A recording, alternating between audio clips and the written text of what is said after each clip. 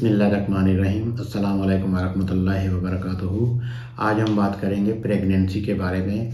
जो हामला ख़वातीन होती हैं उनको किन मसाइल का सामना करना पड़ता है, उनको किस तरह से अपनी केयर करनी चाहिए, इसके बारे में थोड़ी सी हम लोग डिस्कशन करेंगे। सबसे पहली बात ये होती है कि प्रेगनेंसी जो है वो प्लान्ड होनी चाहिए, यानी कि जो प्रेगनेंसी होनी है उसकी कुछ प्लानिंग होनी चाहिए, उसमें फिर कुछ उसी तरह से तैयारी होनी चाहिए। हमारे मुल्क में ज़्यादातर प्रेगनेंसी जो होती हैं वो प्लान्ड नहीं होती हैं, तो उसमें काफ़ी सारी हमने देखा है कि हमारी प्रैक्टिस में जो पेशेंट्स आ रहे होते हैं, फीमेल्स होती हैं, देहातों की औरतें होती हैं, उनको पता नहीं होता है कि जो है ना प्रेगनेंसी हो गई है। कोई 2 महीने, कोई 3 महीने भी गुजर जाते हैं या महीना गुजर जाता है तो फिर वो चेकअप करवाती हैं, फिर उनको पता चलता है कि प्रेगनेंसी हो गई है। अगर प्लान प्रेगनेंसी होगी तो उसका फ़ायदा क्या है कि उसमें प्रेगनेंसी होने के साथ ही जो है वो फोलिक एसिड वगैरह स्टार्ट की जाती है पेशेंट को, तो उससे ये होता है कि फिर न्यूरल ट्यूब डिफेक्ट्स नहीं होते हैं, ये जो बच्चे के ऑर्गन्स बन रहे होते हैं उनमें फिर डिफेक्ट्स नहीं आते हैं। एक्चुअली होता क्या है कि जब प्रेगनेंसी हो जाती है तो एक यानी कि फर्टिलाइज्ड एग जो होता है उसकी इम्प्लांटेशन होती है यूट्रस के अंदर, और उसके बाद फिर उसकी ग्रोथ होती है डे बाय डे। जब 6 हफ्ते का, 5 हफ्ते का, 6 हफ्ते का जो हमल हो जाता है तो उसमें फिर बच्चे की हार्ट बीट आना शुरू हो जाती है। उसके बाद जो तकरीबन 18 वीक तक की जो प्रेगनेंसी होती है उसमें ऑर्गेनोजेनेसिस हो रहा होता है, बच्चे के बॉडी के ऑर्गन्स बन रहे हैं, सारे ऑर्गन्स जो होते हैं वो बन रहे होते हैं। जब ऑर्गेनोजेनेसिस हो रही होती है तो उसमें फिर बाहर से कोई इंटरप्शन होती है, कुछ मेडिसिन से कोई इंटरप्शन होती है, तो उससे फिर ऑर्गन्स बनने में प्रॉब्लम आ सकता है, उसमें कोई डिफेक्ट आ सकता है।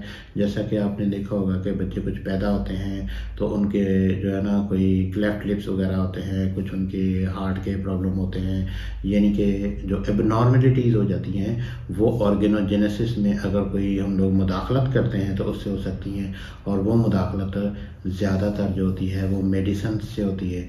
काफ़ी सारी औरतें हमने देखी हैं जो कि मेडिसिन लेने आती हैं लेकिन वो अपनी प्रेगनेंसी का नहीं बताती हैं। अगर उनका मसला प्रेगनेंसी के साथ रिलेटेड है तो फिर बताएंगी, अगर प्रेगनेंसी के साथ रिलेटेड मसला नहीं है, कोई और प्रॉब्लम है, तो वो मेडिसिन ले लेती हैं, वो बताती नहीं है। या फिर हम लोग जब पूछते हैं तो उससे पता चलता है कि पेशेंट को प्रेगनेंसी है, लेकिन ऐसा नहीं होना चाहिए। ज़्यादातर मेडिसिन जो होती हैं वो नहीं दी जाती। तो जब प्रेगनेंसी हो जाती है तो प्रेगनेंसी में क्या होता है कि डाइट का जो होता है वो पेशेंट को कॉन्शियस होना चाहिए। डाइट जो है वो अच्छी होनी चाहिए, खुराक मरीज़ की अच्छी होनी चाहिए। जैसा कि मरीज़ ने अपने लिए डाइट लेनी है और जो उसके माँ के पेट में जो बच्चा है उसके लिए इजाफी डाइट लेनी है, तो फिर वो जो है नीड जो है वो पूरी होती है। अगर नहीं तो फिर नीड पूरी नहीं होती है।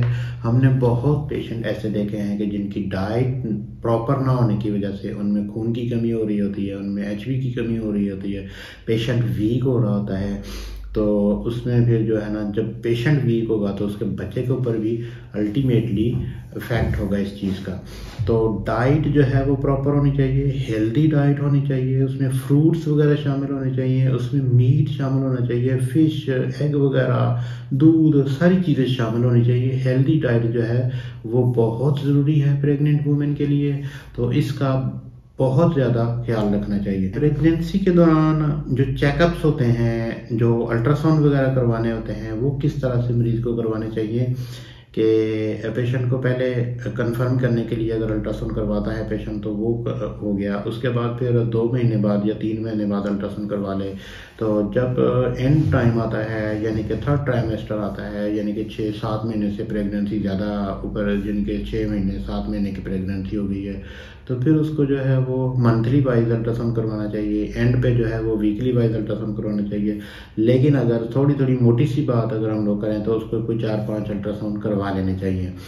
ब्लड के टेस्ट जो हैं वो मरीज़ को करवाने चाहिए। उससे फ़ायदा ये होता है कि उससे पेशेंट की HB का पता चलता है, उसकी अगर कोई कमी है, कुछ खून की कमी है, कुछ वीकनेस है, तो उसकी उस हिसाब से उसके अप्रोप्रिएट ट्रीटमेंट देकर उसको पूरा किया जा सकता है। सबसे पहली बात यह है कि मरीज़ को चेकअप कहाँ पे करवाना चाहिए।